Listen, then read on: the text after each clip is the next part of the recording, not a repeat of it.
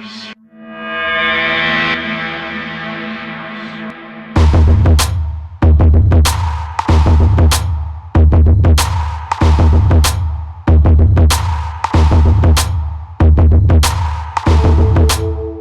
a few months ago, Samsung launched two new 4K QLED monitors, a 28-inch and a 32-inch.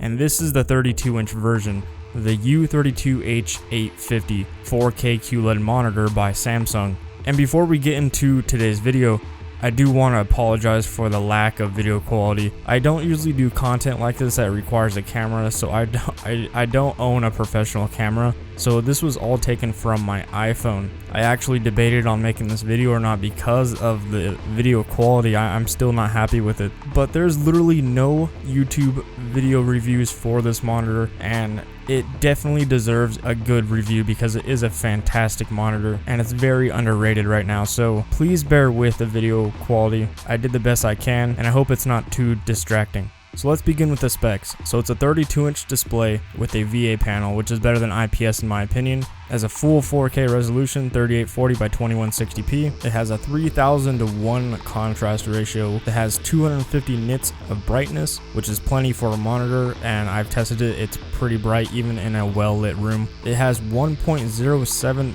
billion colors thanks to the quantum dot technology, and 125% sRGB coverage. This thing displays colors that I didn't even know exist.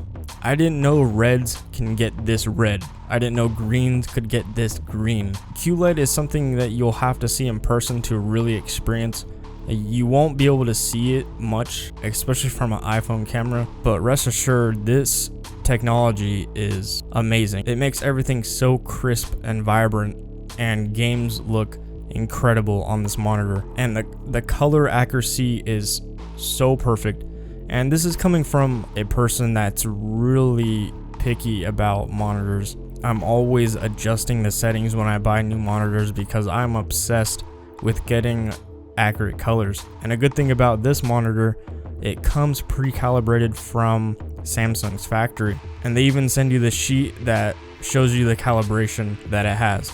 This thing has the most accurate colors I've ever seen on any monitor. It's the first monitor that I've ever received where I don't have to mess with the settings at all, besides the black equalizer, which I barely had to mess with. That's just because I prefer a dimmer screen so that I can get even deeper blacks, but I only lowered it by 3. It came stock with 13 and I raised it 16, which dims the backlight just a little bit. But other than that, I didn't have to mess with anything. It has a 4 millisecond response time, and here's a specification that you won't see anywhere else unless you call Samsung yourself and ask one of the leads. The input lag is 5 to 6 milliseconds on this monitor, and that's incredible. I've tested it with wireless devices like an Xbox controller through Bluetooth, and it has less input lag than my 1 millisecond response time TN panel. The monitor to the left is a 1 millisecond response time TN panel, which usually should have less input lag, but this monitor proves that response time sometimes does not factor in with input lag. Sometimes monitors with longer response times have better input lag. It just depends on the monitor. The input lag on this monitor is phenomenal. It's the best I've ever seen. It's like literally instant. And if you're going from a TV to a monitor, just to give you an example, smart TVs usually, like the common smart TV by Samsung or LG, they usually have anywhere from a 20 millisecond to 60 millisecond input lag, sometimes even to 100 millisecond input lag. That's what you're dealing with gaming on TVs. So I really do prefer monitors for gaming because the input lag is so much better. And it does include FreeSync, so that will be perfect for Xbox One X, which will take advantage of the FreeSync. And if you didn't know, FreeSync is for AMD GPUs only.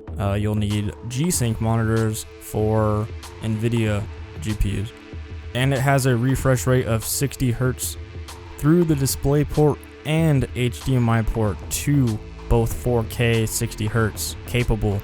And I've seen a lot of written reviews for this monitor on Amazon and Newegg, and these customers literally believe that it's only 30 Hz at 4K through the HDMI ports. That's incorrect information. I'm running it through HDMI port number 2 right now, and it's 60 Hz at 4K. only through HDMI port number 2. HDMI port number 1 is 4K at 30 Hz or 1080p at 60 Hz. And of course, display port is 60 Hz no matter what. It has a 178 degree viewing angle, and the viewing angles, they're alright on this monitor. If you go side to side, you don't lose image quality, but you do lose color depth, which is not that big of a deal, but it's just something to point out. And also, this is the best stand I've ever seen for a monitor. It raises up and down, it tilts, and it swivels. It's a very stable stand. Usually Samsung doesn't make the greatest stands in the world, but this one's very solid. I'm really impressed with it. So with the specs out of the way, let's get into the gaming. How do games look on this monitor?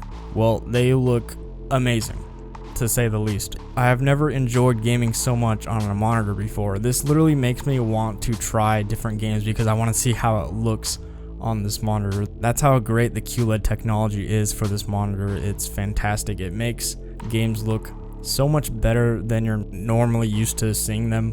There's literally no ghosting at all, especially with FreeSync on. No tearing, no ghosting, right?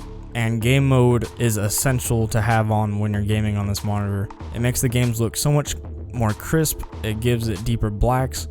Samsung really knows how to calibrate their game modes on all their displays. Game mode is always great. I've always had a good experience with it. It does not degrade the image at all. It makes it better for games. It also decreases the input lag probably by half because it makes the monitor focus on gaming and the input devices. So I recorded some footage of multiple games being played on this monitor. So I'm gonna let that footage roll for you guys so you can get a glimpse of kind of how games run on this and somewhat of the color accuracy. Obviously, again, this iPhone does not do this monitor justice. Trust me, it looks so much better in person. But I'm gonna let this footage roll for you guys so you can get a glimpse of what gaming looks like on this monitor.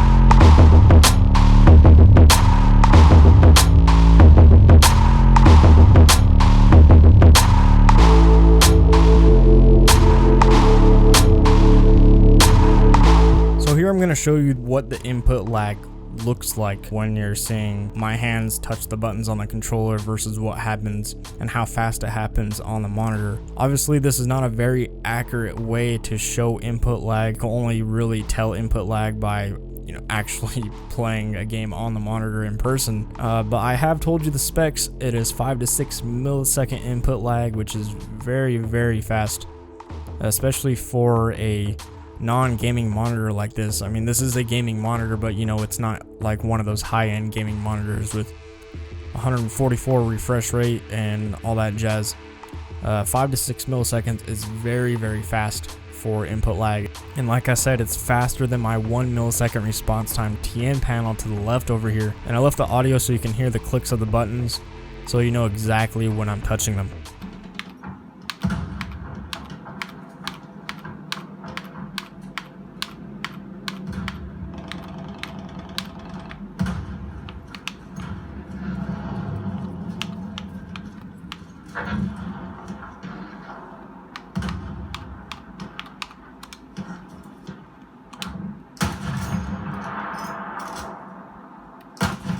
So here I'm going to try and demonstrate to you guys what QLED looks like compared to a non-QLED monitor, like how a image looks on a QLED compared to how it would look on a non-QLED, because my second monitor to the left is just a 4K non-QLED Samsung monitor. So when I drag the window over to the non-QLED, pay attention to the subscribe button, the red of the bird, and the green suggested videos on the right. Pay attention to those as I drag them to the other monitor and back. That will demonstrate to you guys a little bit of how QLED looks in person and how it literally takes colors to a whole new level. And again, with the Super Mario Odyssey image, you can just see that the colors are much more accurate. Colors just look fantastic on this monitor. I can't emphasize that enough. And now on to the most important part, right? Light bleed. The thing that all LED backlit monitors or displays of any kind suffer from. This monitor has a VA panel, which is the best option for less light bleed. Samsung, when it comes to VA panels, is really good at limiting light bleed, at least on their monitors. I know their TVs are sometimes really bad, but here I'm going to demonstrate to you what the light bleed looks like in a well-lit room and in the dark. So I pulled up a pure black image from Google, 100% black image, and this is what the light bleed looks like in a well-lit room. I'm going to be honest, the iPhone does make the light bleed look a little less than it actually is in person, but not much. I just want to be completely honest with you guys, but there's literally almost no light bleed when you're 100% in front of the screen at a perfect eye level, which I've set the camera at right now. And then this is what the light bleed looks like in the dark. And like I said before, this is when you're 100% at a perfect eye level with the monitor. Of course, if I move the camera up, as you can see all the light bleed, but that's actually very minimal compared to an IPS panel. IPS panel would be horrible at these angles. I've owned multiple IPS monitors, and trust me, they're really bad with light bleed. Since this is a VA panel and it's Samsung, they're really good at decreasing the light bleed. So as you can see in the dark, there's literally almost no light bleed on a pure black image. So the blacks are really incredible on this monitor, you guys. I'm really happy with it. The contrast is great. So if you're worried about light bleed with this monitor, you have nothing to worry about. So that is the new U32H850 Samsung 4K QLED monitor, the first 4K QLED monitor on the market. I hope I was able to cover everything when it comes to gaming for this monitor. If you are planning on buying a 4K display for the Xbox One X, I highly recommend this monitor, even over a TV, because you're paying way less for this monitor, but you're getting the same tech. You're getting a full 4K resolution, you're getting the QLED technology, you're getting the VA panel, excellent contrast ratio, 3000:1. It's just a really good deal for $700, and you're getting the 5 to 6 millisecond input lag, which no TV is gonna have. The only thing this monitor does not have that the Xbox One X takes advantage of, it's HDR. This monitor has FreeSync, but it does not have HDR. So that's the only downside to this monitor when it comes to the Xbox One X, but the QLED technology really makes up for that, in my opinion. It really does. If you're really into HDR, you can actually, Samsung has released 1440p QLED HDR gaming monitors as well this year. So that's the only sacrifice. You're going to be having to suffer with 1440p resolution for the HDR QLED monitors. And that's why I didn't go with them, because the Xbox One X is going to be displaying most games in 4K resolution or upscaled to 4K. And I'm not a big fan of HDR. I actually, in my opinion, I think it makes games look worse in some scenarios. I really don't want a 1440p display. I wanted the full 4K with QLED, so that's why I went with this monitor.